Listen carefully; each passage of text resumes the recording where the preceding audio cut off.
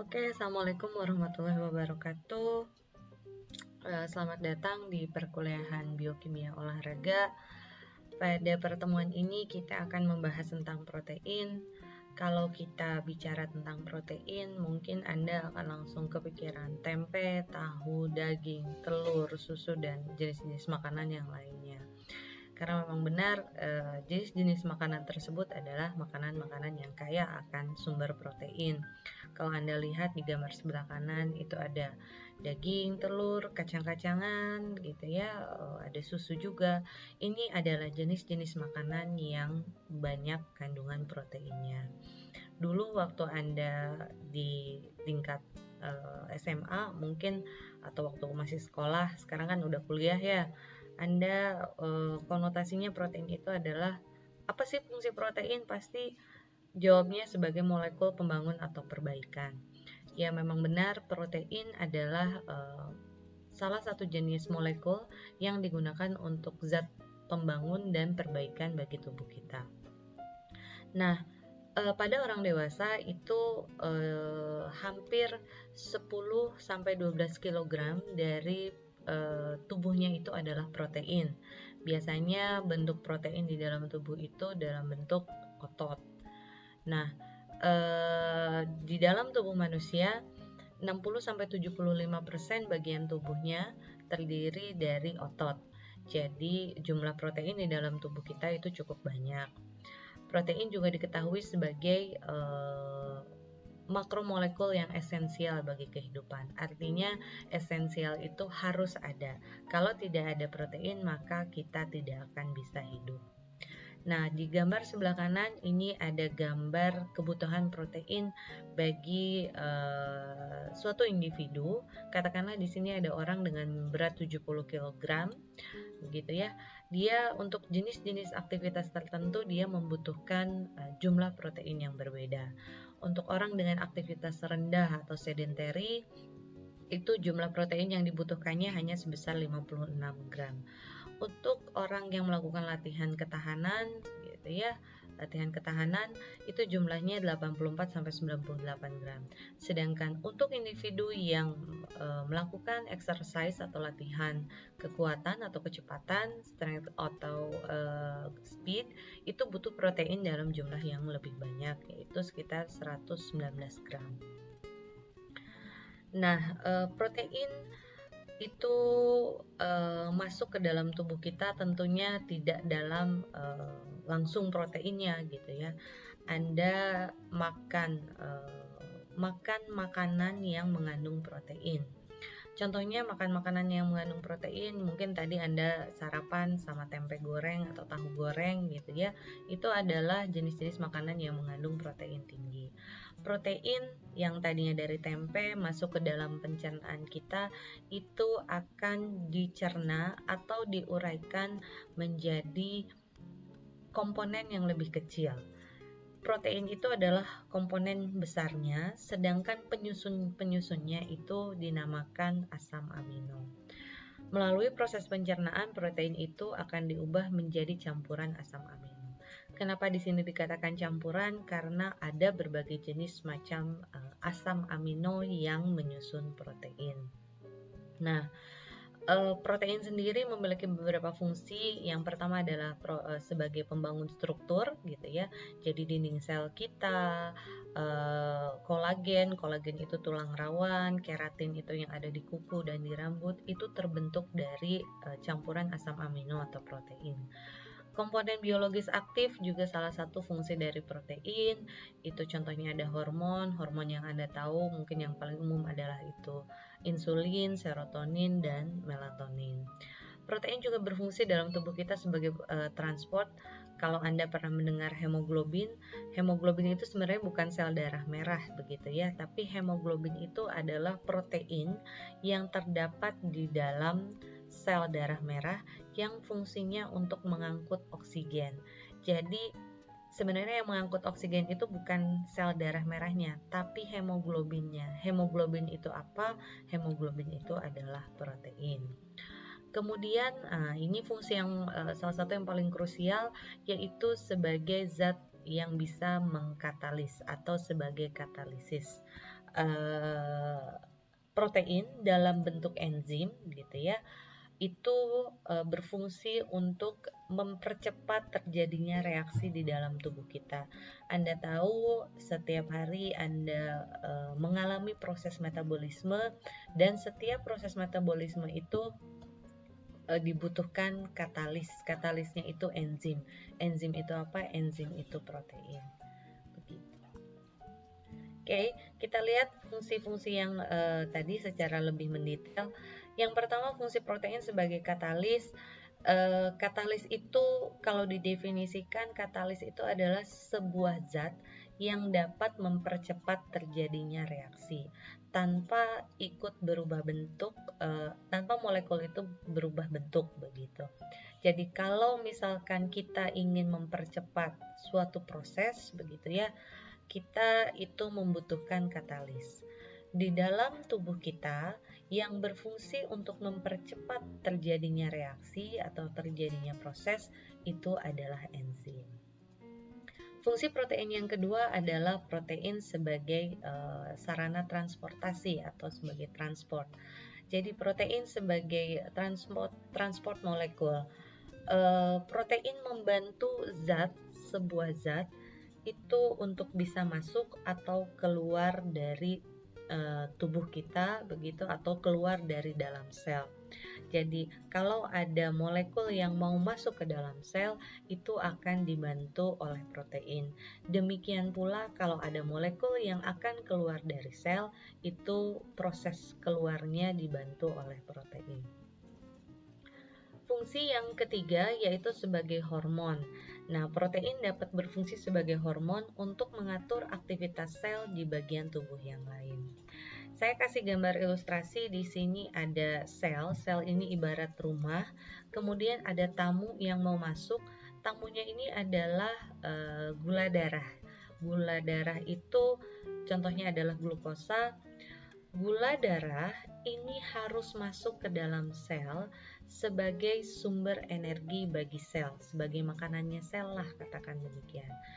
Tapi jumlah gula darah itu tidak boleh terlalu banyak di dalam sel. Kalau jumlah gula darah itu terlalu banyak di dalam sel, itu akan menyebabkan penyakit, diantaranya penyakit diabetes mellitus. Lalu bagaimana sel itu mengatur berapa banyak gula darah yang bisa masuk ke dalamnya?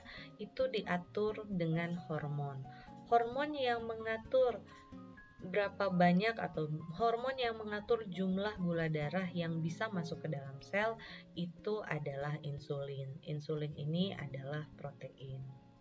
Oke, jadi dia dapat berfungsi juga, protein itu bisa juga berfungsi sebagai hormon. Fungsi yang keempat adalah sebagai molekul sinyal. Jadi fungsi protein sebagai molekul sinyal adalah untuk cara sel itu bisa berkomunikasi dengan sel lain, atau sel itu dengan bagian dalam sel itu sendiri. Jadi begini, kalau ini mungkin terlalu kompleks. Katakanlah saya itu Anda itu sel, Anda punya teman, berarti ada sel yang lain gitu ya. Anda itu sel, teman Anda itu ada sel yang lain. Ketika Anda ingin ngobrol sama teman Anda, teman yang di sebelah Anda, kalau kita kan punya mulut ya untuk bisa berbicara. Kalau sel karena tidak punya mulut, sel menggunakan protein sebagai cara untuk berkomunikasi. Jadi dia memberikan pesan kepada sel yang di sebelahnya atau temannya begitu untuk bisa menyampaikan informasi. Ini adalah fungsi protein sebagai molekul sinyal. Fungsi yang kelima yaitu sebagai dalam kontraksi. Jadi ketika protein itu kan tadi saya bilang, katakan di awal, protein itu banyak terdapat dalam tubuh manusia, terutama di bagian otot. Otot itu adalah organ yang paling banyak bergerak begitu. Otot itu geraknya dinamakan ada kontraksi, ada relaksasi. Ketika kontraksi itu, katakanlah otot itu mengerut, ketika relaksasi otot itu merenggang. Pada saat otot berkerut dan merenggang, itu prosesnya dibantu oleh protein. Interaksi antar protein itu yang menyebabkan protein berkontraksi. Lalu apakah protein yang membantu proses kontraksi tersebut? Di dalam otot kita ada 2 jenis protein yang membantu proses kontraksi. Yang pertama adalah protein aktin dan yang kedua adalah protein miosin. Fungsi selanjutnya yaitu protein berfungsi sebagai pembentuk struktur. Jadi kalau Anda lihat sekarang ke jari Anda sambil mendengarkan video ini, lihat kuku Anda yang bagus atau yang tidak bagus, begitu, itu adalah komponen utamanya adalah keratin. Keratin itu apa? Keratin itu adalah protein. Kemudian sekarang Anda sentuh hidung Anda, ada tulang rawan di situ. Tulang rawan itu yang terdapat di hidung Anda yang menjadikan Anda mancung atau tidak, itu terbentuk dari kolagen. Jadi kalau misalkan protein itu bisa membentuk struktur tadi ya. Protein membentuk struktur, membentuk kuku Anda, membentuk cuping hidung Anda, cuping telinga Anda, membentuk tulang hidung Anda. Itu penyusun utamanya adalah kolagen. Fungsi selanjutnya yaitu sebagai sistem kekebalan tubuh. Jadi sistem kekebalan tubuh di sini istilahnya adalah antibodi. Antibodi itu adalah protein. Kapan kita menghasilkan antibodi? Gitu ya. Antibodi yang dihasilkan oleh tubuh kita itu hanya akan diproduksi jika ada benda asing. Kalau Anda lihat di gambar sebelah kiri, ini ada gambar antibodi dan antigen. Antibodi ini adalah struktur utamanya terbentuk dari protein. Lalu bagaimana cara antibodi ini bekerja? Jadi antibodi itu hanya akan diproduksi kalau ada zat asing masuk ke dalam tubuh kita. Zat asing ini dikenal dengan istilah antigen. Jadi kalau misalkan Anda lagi sekarang nih lagi pandemi COVID gitu ya, virus itu akan dikenali sebagai benda asing. Yang dikenalinya sebenarnya bukan virusnya, tapi zat yang dihasilkan oleh virus tersebut. Nah, zat yang dihasilkan oleh virus tersebut dinamakan istilahnya dengan antigen. Antigen itu antigen itu kemudian akan dikenali oleh antibodi yang dihasilkan oleh tubuh manusia. Lalu bagaimana jika tidak ada antigen? Maka apakah antibodi ini akan dihasilkan? Antibodi itu ada yang dihasilkan terus-menerus tapi jumlahnya rendah gitu ya, jumlahnya dalam jumlah yang cukup rendah. Ada juga yang hanya dihasilkan ketika ada infeksi tertentu. Oke. Fungsi selanjutnya adalah sebagai regulator. Protein juga diketahui dapat bertindak sebagai faktor transkripsi dalam sintesis protein. Jadi begini, kalau Anda akan membuat sesuatu, misalkan tubuh Anda akan menghasilkan sesuatu, itu diperintahnya oleh gen. Gen itu hanya akan menghasilkan produknya gitu ya, akan menghasilkan produknya jika diaktifasi oleh protein tertentu. Sekarang misalkan saya kasih contoh, gen kamu membuat protein yang bisa menghasilkan antibodi gitu ya. Protein saya perintahkan untuk menghasilkan antibodi. Maka yang memerintahkan gen untuk berproduksi itu adalah senyawanya protein juga. Sebenarnya yang dihasilkan produknya itu belum tentu selalu protein. Ini bisa menghasilkan katakanlah menghasilkan lemak begitu ya, atau memproses suatu proses metabolisme di dalam tubuh kita. Nah, sekarang masuk ke dalam topik yang selanjutnya. Tadi kita sudah bicara tentang fungsi protein. Jadi kenapa dikatakan dia molekul yang esensial? Karena tadi fungsinya sangat banyak. Sekarang masuk ke dalam struktur. Sebenarnya protein itu terbuat dari apa sih gitu ya. Kalau tadi kita balik lagi ke slide sebelumnya, jadi protein masuk ke dalam sistem pencernaan kita itu akan dipecah menjadi komponen-komponen yang lebih kecil. Komponen tersebut dinamakan dengan asam amino. Oke, jadi asam amino merupakan building blocks dari protein. Anda bayangkan jika ada sebuah rumah dan rumah itu adalah protein, maka asam amino itu merupakan ibaratnya itu adalah batu batanya. Jadi yang menyusun rumah itu adalah batu bata. Maka penyusun protein itu adalah asam amino. Kumpulan dari asam amino bisa jumlahnya puluhan, ratusan, itu akan membentuk protein. Kita lihat di gambar paling atas sebelah kanan, ini adalah struktur utama dari asam amino.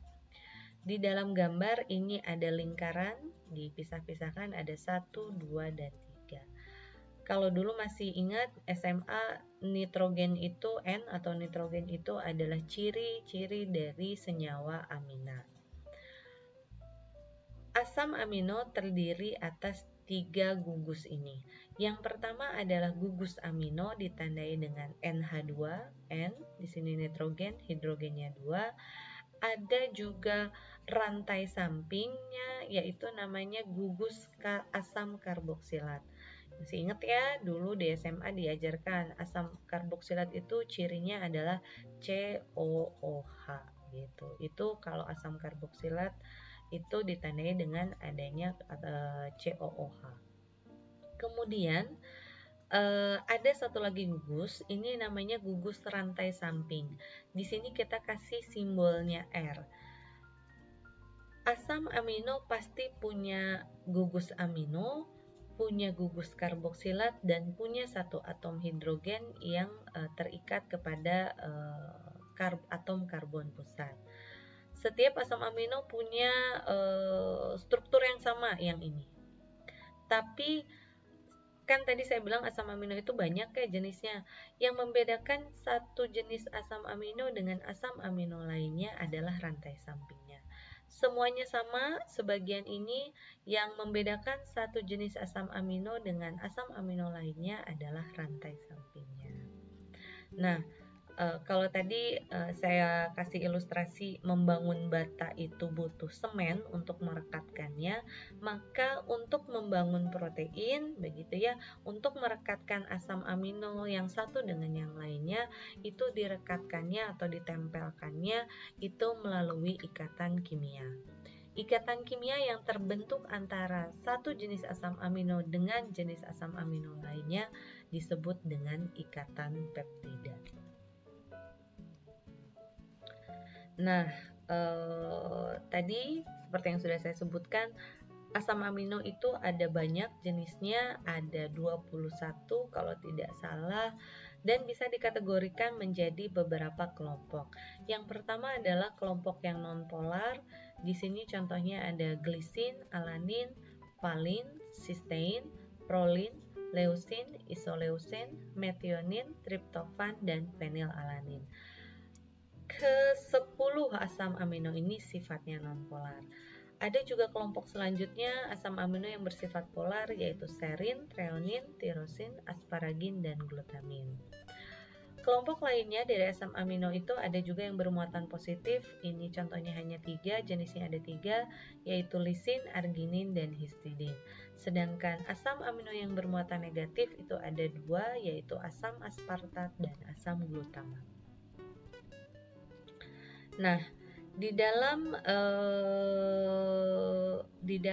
asam amino itu, kalau tadi kita bedakan berdasarkan muatan dan sifat polaritasnya. Kalau yang polaritasnya itu ada yang non-polar, ada yang polar. Kalau berdasarkan muatannya ada yang positif dan negatif. Selain berdasarkan kategori yang tadi, asam amino itu juga bisa dikelompokkan menjadi 2 kelompok. Kelompok yang pertama adalah asam amino esensial dan asam amino yang non-esensial. Ada juga kelompok yang di antara keduanya ini adalah conditionally non-essential. Jadi begini, kalau Anda ingatnya gini deh, kalau esensial itu kan artinya penting, non-esensial artinya tidak penting. Bukan artinya sebenarnya dia tidak dibutuhkan oleh tubuh kita gitu ya. Esensial di sini artinya kita harus asam amino esensial ini hanya bisa diperoleh oleh tubuh, hanya bisa ada di dalam tubuh kita melalui makanan. Tidak bisa dihasilkan sendiri.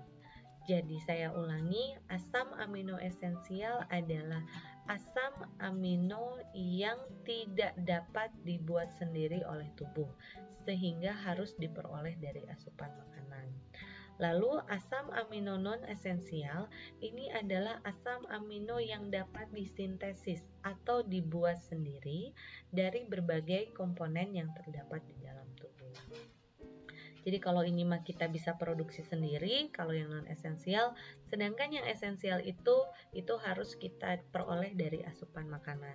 Makanya Anda itu sebagai manusia itu sebaiknya mengkonsumsi berbagai jenis makanan, karena kita tidak tahu kadang-kadang apakah kita dengan memakan sepotong tempe itu apakah sudah cukup asam amino esensial yang kita dapatkan, begitu ya. Nah, ada satu lagi kategori asam amino itu adalah asam amino yang conditionally non-essential.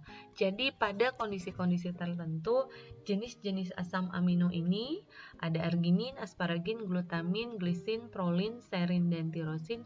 Ini kadang-kadang bisa dihasilkan atau bisa diproduksi oleh tubuh kita, tapi kadang-kadang juga pada kondisi tertentu ini harus diperoleh dari makanan. Nah, ini di sebelah pojok kanan ada berbagai contoh-contoh makanan yang mengandung asam amino esensial.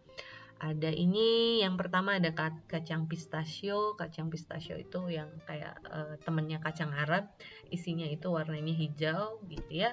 Kemudian ada juga makanan yang mengandung asam amino esensial tinggi itu hemp. Hemp itu sejenis gandum begitu ya. Ada juga blackberry, ada kacang polong begitu ya. Ini yang paling bawah itu kacang edamame atau kacang kedelai. Kemudian ada juga makanan yang banyak mengandung asam amino esensial itu contohnya quinoa. Quinoa itu sejenis biji-bijian seperti kacang hijau tapi tidak ada kulitnya. Kemudian ada juga brokoli dan kacang almond. Ini adalah contoh-contoh dari makanan yang mengandung asam amino esensial yang tinggi. Oke, sekarang kita lihat lebih dalam. Anda tidak perlu menghafal ini, tapi ini saya akan mencoba memberikan ilustrasi mengenai sebenarnya gimana sih protein itu ada berapa jenis gitu ya. Nah, kalau dilihat dari strukturnya, maka protein itu dapat dikategorikan menjadi 4 kelompok. Yang pertama adalah struktur primer, yang kedua struktur sekunder, yang ketiga struktur tersier, dan yang keempat struktur kuartener. Setiap struktur ini memiliki karakteristik sendiri. Kalau struktur primer itu adalah gabungan dari asam amino dengan satu asam amino dengan asam amino lain yang dihubungkan melalui ikatan peptida. Jadi ikatan antar asam amino itu dinamakan dengan struktur primer. Lalu struktur sekunder itu apa bedanya? Struktur sekunder itu terjadi ketika ada interaksi antara rantai samping. Jadi ada interaksi sehingga strukturnya menjadi spiral seperti ini. Struktur sekunder ini ada 2 jenisnya, yaitu struktur alpha helix, ada juga struktur beta sheet, yang ketiga ada struktur coil gitu. Struktur yang ketiga adalah struktur tersier. Struktur tersier ini jika interaksi antara rantai samping asam amino ini semakin kuat sehingga bentuknya tidak lagi seperti spiral tapi lebih menggumpal seperti ini. Struktur yang terakhir adalah struktur kuartener. Struktur kuartener adalah gabungan atau interaksi antara satu struktur tersier dengan struktur tersier lainnya. Ini jadi yang paling struktur yang ukurannya paling besar.